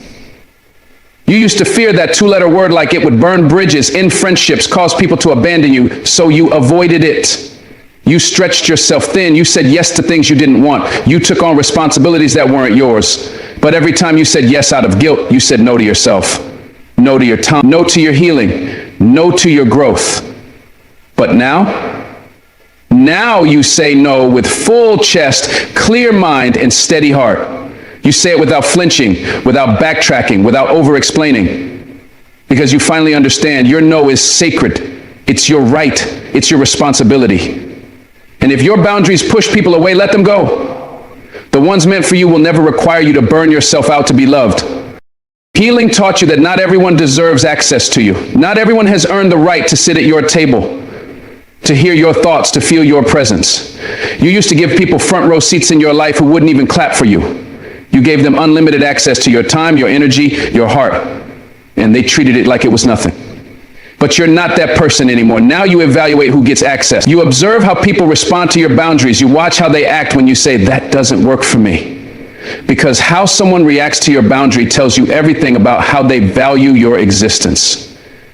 And when someone tries to guilt trip you, manipulate you, or punish you for protecting your peace, you don't argue, you don't convince, you just walk away. Quietly, strongly, without regret. It's not always easy. There are days when guilt creeps in like a shadow. Days when your old self whispers, maybe you're being too harsh. Days when you miss the connection, even if it was one-sided. But you remind yourself, setting a boundary doesn't make you unkind. It makes you conscious. It means you've stopped operating on autopilot and started living intentionally. You've stopped abandoning yourself for the sake of being liked. You've stopped confusing being needed with being loved. And even though it hurts to disappoint people, you've realized it hurts more to keep disappointing yourself. That's why you stay grounded in your boundaries. Because the cost of betraying yourself is too high now. You've come too far to go back. There's a quiet confidence that comes with honoring your boundaries. You don't need to yell, argue, or defend anymore. Your peace speaks for itself. Your energy has shifted. You don't beg to be understood. You don't over-explain your decisions. You've learned to trust your intuition. You've learned to listen to your body when it tightens in someone's presence. You've learned to walk away from what no longer feels right without needing a reason everyone agrees with. That kind of alignment, it radiates. It protects you from emotional predators. It shields you from people who feed on your people-pleasing tendencies. And most of all, it keeps you rooted in your own truth. That's where your healing lives now, in the quiet, firm decision to choose yourself over and over again without guilt. People will try to make you feel guilty for changing, for no longer being available in the same way, for no longer tolerating what you used to. But that guilt doesn't belong to you. That guilt is theirs, the result of losing the version of you that enabled their comfort. You're not responsible for how people feel about your growth. You're not obligated to stay small just so others can feel big. If your boundaries make someone uncomfortable, it's because they benefited from your lack of them. And that's not your burden to carry. Your job isn't to keep the peace at the expense of your own. Your job is to walk in your truth with love, courage, and integrity. And you're doing that now, unapologetically. Sometimes setting boundaries looks like distance, like not replying, like unfollowing, like silence. And that silence, it's not petty, it's sacred. It's a declaration that your energy is no longer a revolving door for chaos. It's a statement that you are no longer available for conversations that dishonor your soul. You used to think you had to be confrontational to set boundaries, but now you know sometimes the most powerful boundary is the one you set with your absence. You don't have to fight. You don't have to argue. You can simply disengage. Let your peace be the loudest thing in the room. Let your detachment speak volumes. That's what healing looks like in real time. There will be moments when your boundaries are tested. People will push back. They'll try to guilt you into old patterns. They'll say you've changed like it's an accusation. And you'll smile, not with arrogance, but with peace. Because yes, you have changed. You've grown. You've learned the difference between connection and obligation, between support and self-sacrifice. And you are no longer willing to pay for other people's comfort with your own discomfort. That's not selfish. That's self-aware. And even though it's hard, even though the loneliness sometimes stings, you keep going. You keep choosing yourself. Because you know if you don't honor your own boundaries, no one else will. Now you move with a different kind of grace. A bold, quiet, unshakable grace. You're not out to hurt anyone. You're not bitter. You're just clear. Clear about who you are, clear about what you will and will not allow, clear about what you need to stay aligned. And in that clarity, you found your power. The power to say no without guilt, the power to walk away without regret, the power to protect your peace like your life depends on it, because it does. And this power, it didn't come easy. You earned it. Through every tear, every broken relationship, every painful lesson, you earned it. And now you wear it like armor. Not to fight, but to stand. Not to attack, but to protect. Not to prove, but to preserve. You no longer apologize for needing time alone, for not attending every event, for turning your phone off, for saying that doesn't feel right to me. You no longer seek permission to rest, to disconnect, to say no, because you finally understand your life is yours. Your energy is yours. Your healing is yours. And no one has the right to make you feel guilty for protecting what's sacred. You're not here to be understood by everyone. You're here to be whole, to be aligned, to be free. And that freedom, it starts with boundaries. Quiet ones, firm ones, ones that speak for you when your words fall short. And now you walk in that freedom every day, with peace in your heart, and no guilt in your soul. There was a time you feared being alone. Not just physically, emotionally, spiritually. You thought solitude meant something was wrong, like you were broken or unlovable or missing some piece everyone else seemed to have. The silence used to scream at you, reminding you of everything you didn't want to face. You'd reach for noise, conversations, relationships, distractions, just to avoid yourself. But somewhere along your journey, something shifted. You stopped seeing solitude as a punishment and started seeing it as a portal, a place where healing actually begins. You realize that the quiet isn't empty, it's full of answers. When the world gets quiet, your soul gets loud. You start hearing the things you've ignored for years. Your needs, your pain, your truth. And it's not always comfortable. In fact, at first it's terrifying, but once you stop running and start listening, you realize solitude isn't the enemy, it's the invitation. You started to see that some of your most painful moments happened in crowded rooms, surrounded by people who didn't understand you, supported by people who only stayed when you were convenient. You were never truly seen, even in the middle of attention. That kind of loneliness, when you're not alone but still feel invisible, is the deepest kind of ache. And when you compare that to solitude, you begin to see the difference. Being alone doesn't mean being unloved. It means being honest. Honest about who's really there for you and who only shows up when they need something. Solitude gave you the space to grieve the loss of illusions, to stop pretending that shallow connections filled your soul. It showed you the beauty of your own company. It reminded you that your worth isn't measured by how many people you're surrounded by, but how deeply you've learned to sit with yourself without flinching. At first, it was hard to sit in silence. You weren't used to hearing your own thoughts without interruption. You weren't used to not performing, not adjusting, not editing yourself to fit someone else's expectations. Solitude forced you to meet the unfiltered version of you. You didn't always like what you saw. The insecurity, the anger, the unresolved grief. It all rose to the surface like smoke from a fire you tried to hide. But that's the power of being alone. It strips away the noise and leaves you with the truth. And the truth, even when it's ugly, will set you free. You started journaling, praying, walking without music in your ears. You learned to observe your thoughts without judgment, to sit with your feelings instead of running from them. And in that stillness, you didn't find weakness. You found wisdom. You found courage. You found a version of yourself that didn't need to prove or please, a version that could finally breathe.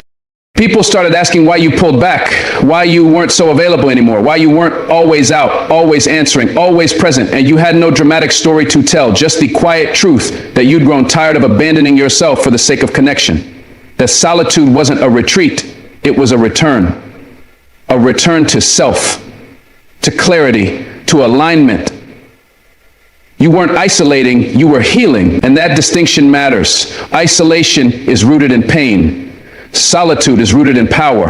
When you isolate, you disconnect from life, but when you embrace solitude, you reconnect with yourself. And that reconnection, it shifted everything. You started making decisions not from fear or pressure, but from clarity. You learned to listen to your intuition, to trust your body, to rest without guilt, to create without needing applause. You realized you were finally moving in rhythm with your soul.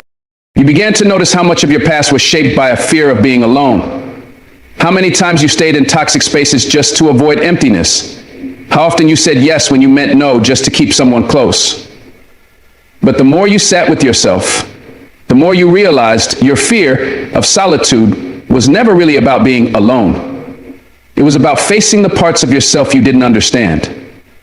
You feared your own depth, your own power, your own truth. But solitude held a mirror up to you, and slowly you stopped looking away. You stopped flinching at your reflection. You stopped waiting for someone else to tell you who you are. Because now you know. You're not the voice of your trauma. You're not the story of your abandonment. You're the author now. You decide what you carry. And in solitude, you've begun rewriting your narrative. Not for validation, but for liberation. There's something sacred about waking up alone and feeling at peace. No one to impress. No one to manage. Just you, your breath, your space. You make your coffee the way you like it. You sit in the sun a little longer. You read what speaks to you, not what trends dictate. And you realize this is what freedom feels like. Not loneliness, not lack, but fullness. You're not waiting for someone to complete you anymore. You're not putting your joy on hold until someone else shows up.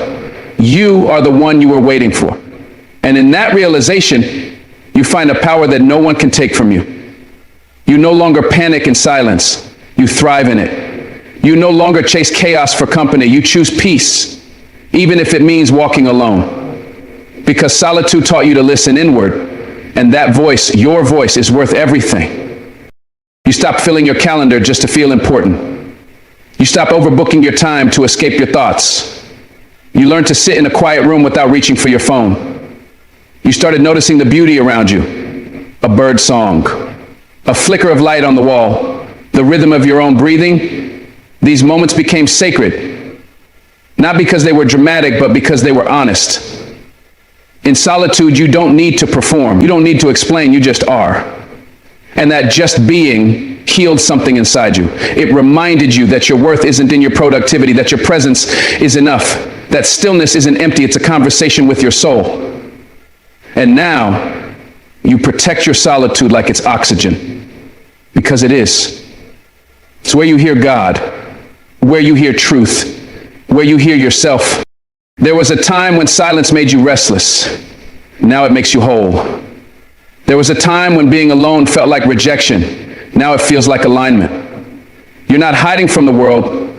You're reconnecting with it on your terms. You walk slower now. You speak with more intention. You don't rush to respond. You pause, you breathe, you reflect. Because solitude slowed you down in the best way. It stripped away the urgency, the pressure, the need to be constantly on. You realized you don't owe everyone access. You don't have to answer every call, attend every event, explain every absence. You are allowed to disappear for a while and come back whole. You are allowed to protect your peace, even if it confuses others. And you've learned those who love you will understand. Those who don't never really saw you anyway. In solitude, you discovered your creativity. Ideas started flowing that had been buried under distractions. Dreams you forgot you had started whispering again. You picked up a pen, a paintbrush, a prayer.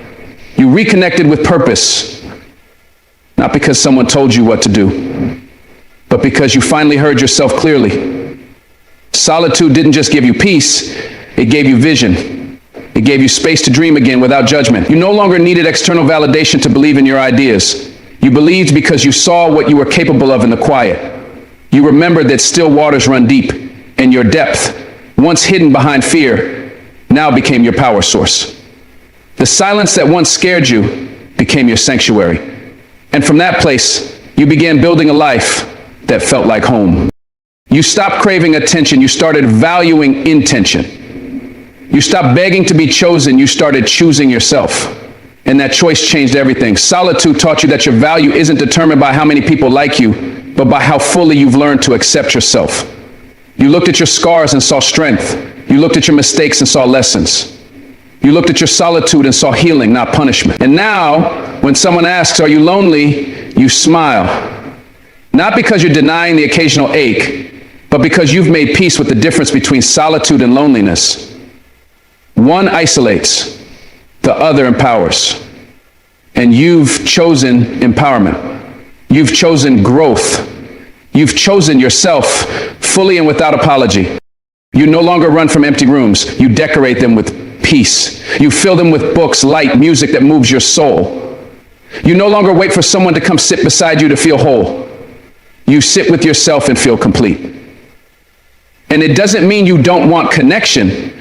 It means you've stopped needing it to feel validated. You want people in your life who add to your joy, not complete it. People who respect your solitude, not resent it. And those kinds of people, they find you when you're no longer afraid of being alone. They find you when your energy speaks for you, when your peace becomes your standard, when your solitude becomes your sanctuary, not your sentence. That's the life you're living now, rooted, aligned, whole. You used to believe that closure was something someone had to give you, that you couldn't move on, couldn't breathe again, couldn't heal until they came back and explained themselves, until they looked you in the eyes and gave you reasons that made the pain make sense. You waited for apologies that never came, replayed conversations that never ended properly, held on to pain because it felt unfinished. You thought forgiveness needed a conclusion, a clean ending, but real life doesn't always work like that. People leave mid-sentence, they hurt you and pretend nothing happened. They ghost you, blame you, lie to you, and then disappear as if your story was just a chapter in their book. You spent nights asking why. You lost sleep crafting letters in your head that you never sent.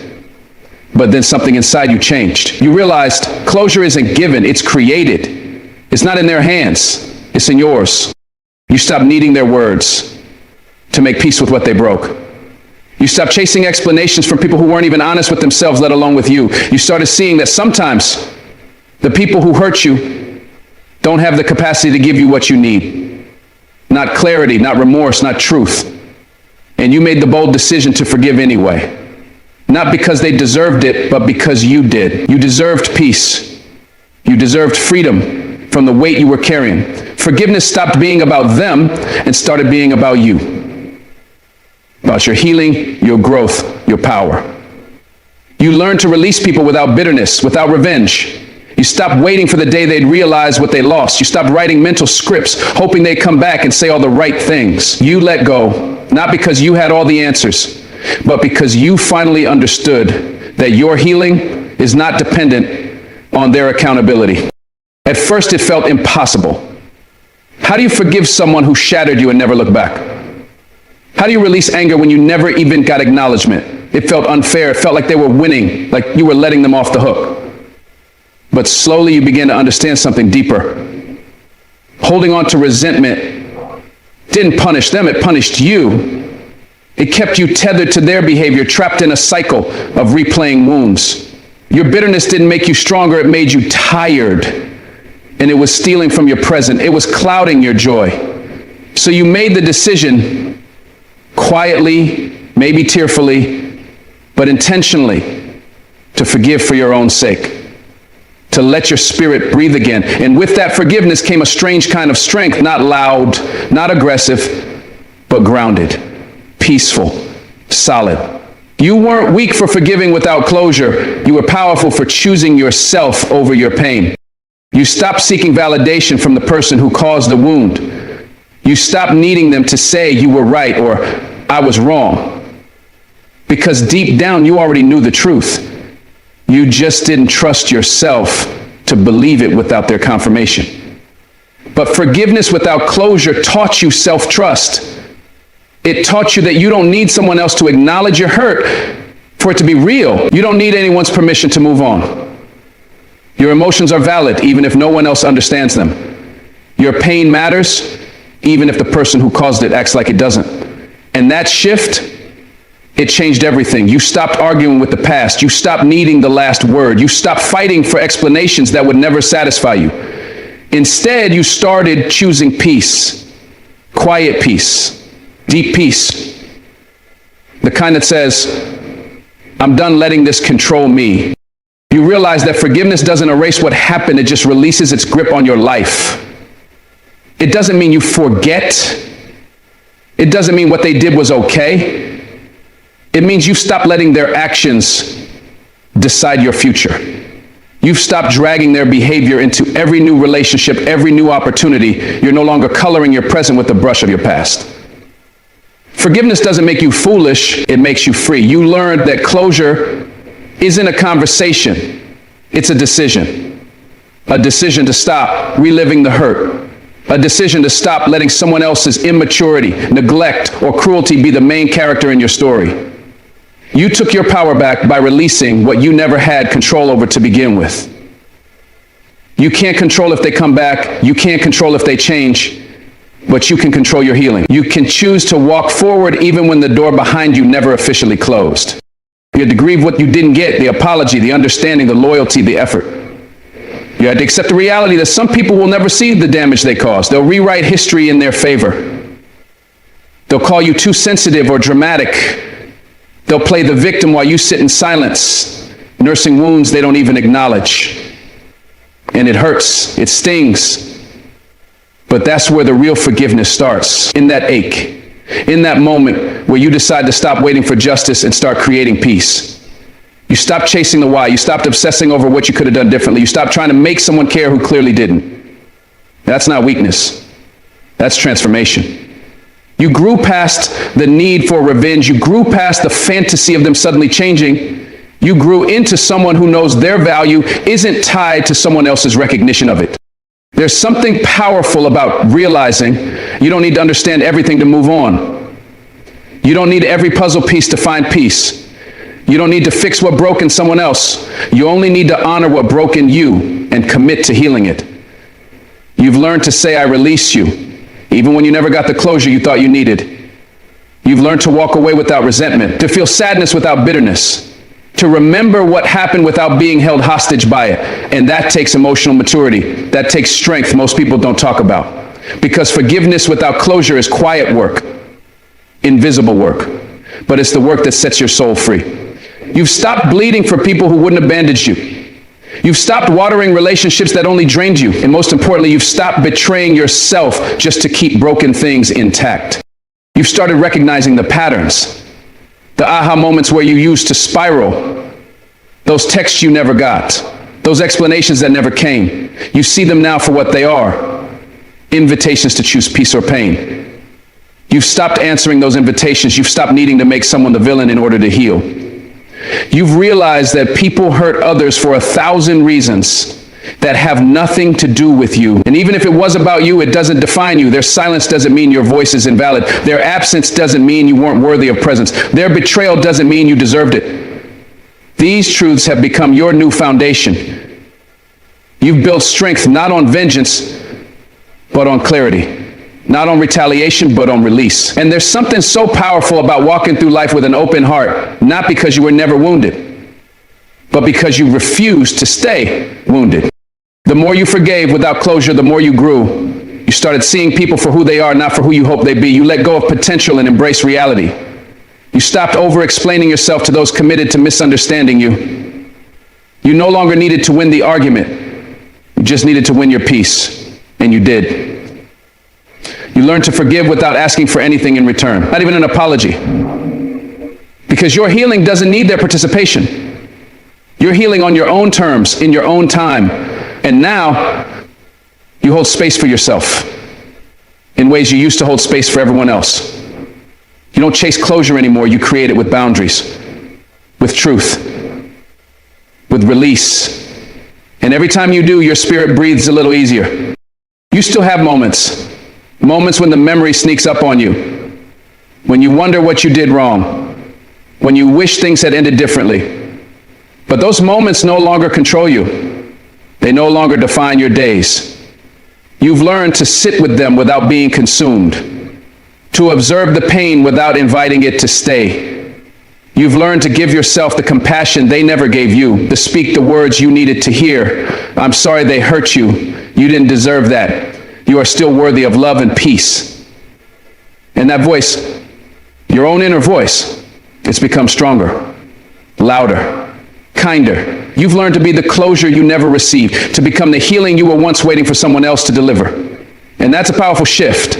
That's self-respect. That's emotional freedom.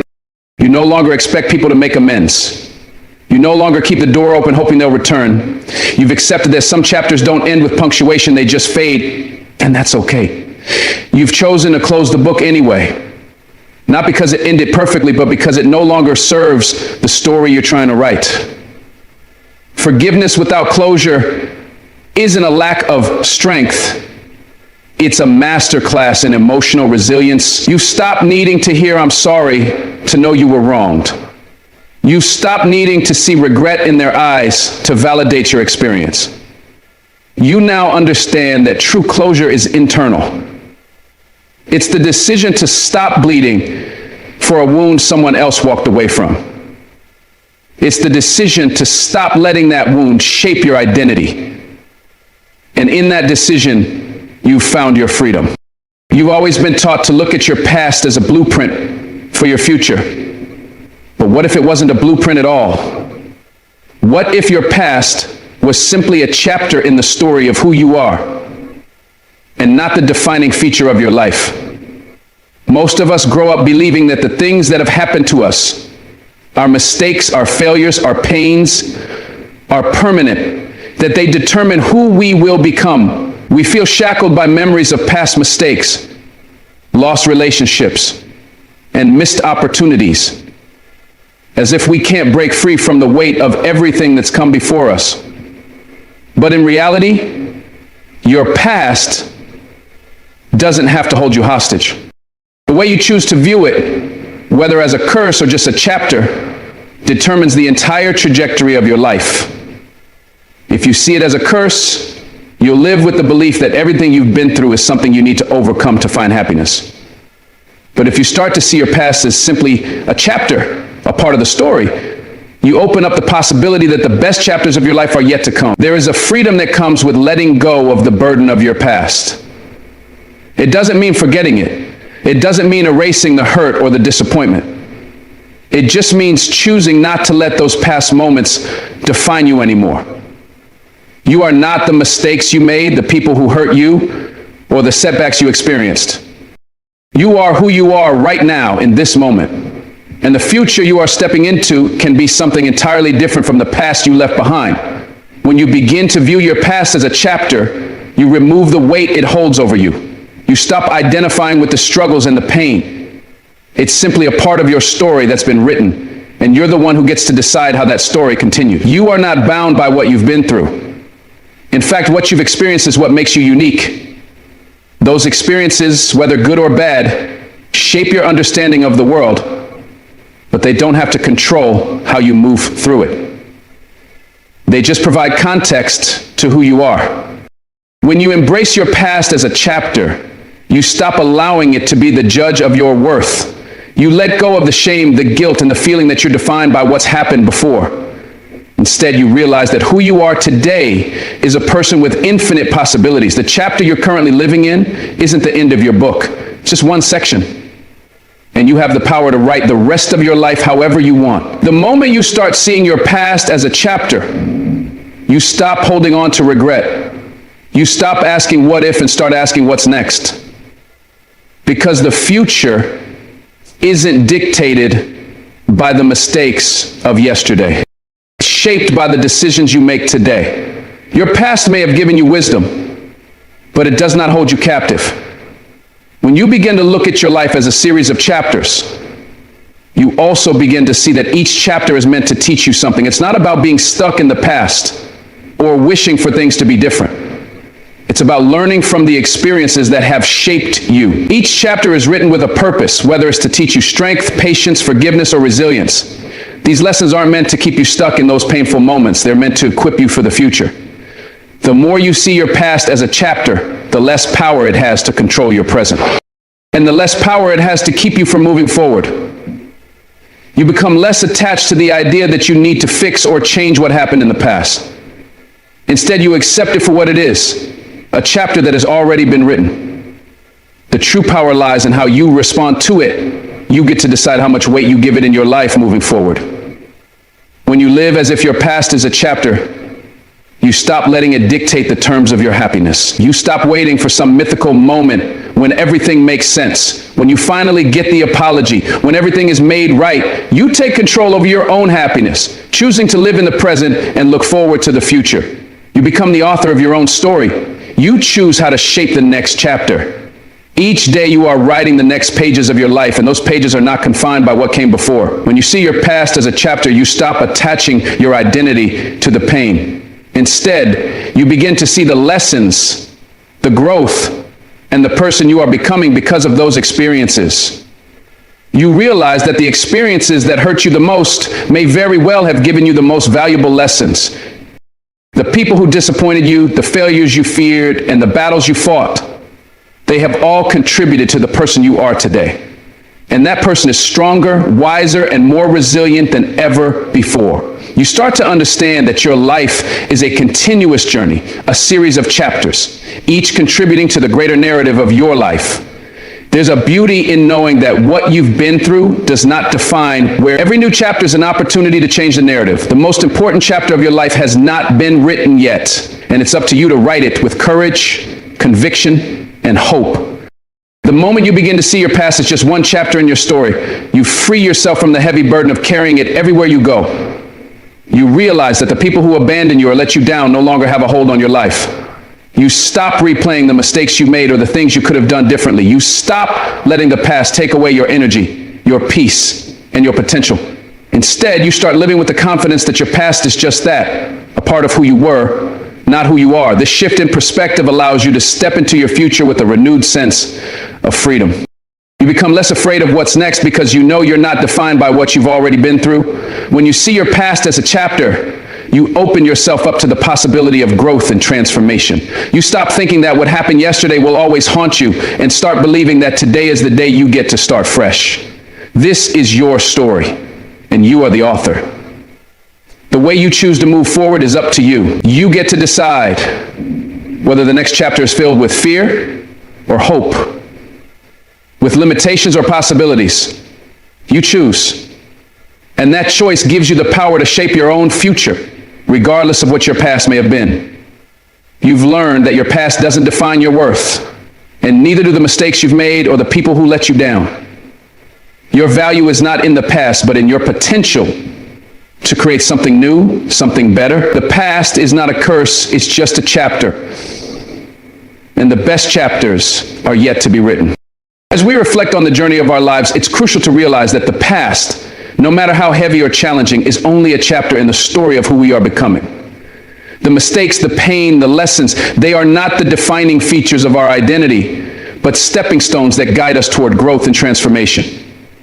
When we choose to see our past as just a chapter, we release the hold it has over us, no longer allowing it to define our worth or shape our future. This shift in perspective empowers us to break free from the chains of regret, guilt, and shame, and embrace the endless possibilities that lie ahead.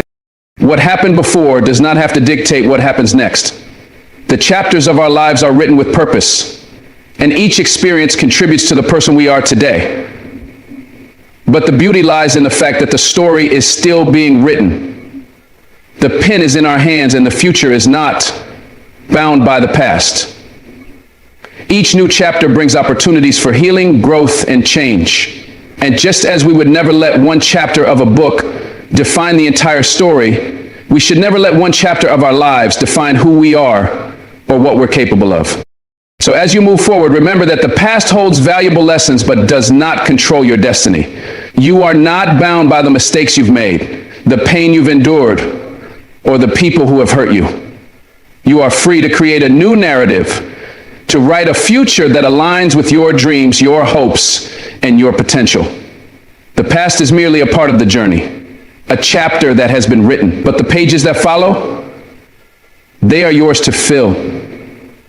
Embrace this freedom. Take control of the direction you want to go and trust that the best chapters of your life are yet to come. Thank you for taking the time to reflect on this with me today. I hope this message resonates with you and serves as a reminder that your past does not define your future. May you find the strength and courage to move forward, knowing that each day is an opportunity to write the next chapter of your life. God bless you, and may your journey ahead be filled with peace, growth, and endless possibilities.